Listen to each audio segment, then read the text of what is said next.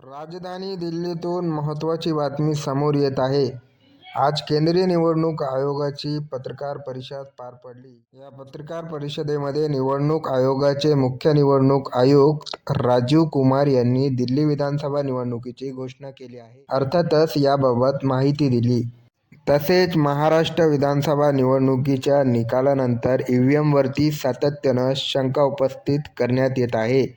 यावर देखील पत्रकार परिषदेत आयोगाने आपली भूमिका स्पष्ट केली आहे. तर कधी होणार दिल्ली विधानसभा निवडणूक ते आपण पाहूया. निवडणूक आयोगाने दिल्ली विधानसभा निवडणुकीची तारीख जाहीर केली आहे. 5 फेब्रुवारीला मतदान होणार असून 8 तारखेला मतमोजणी होणार आहे.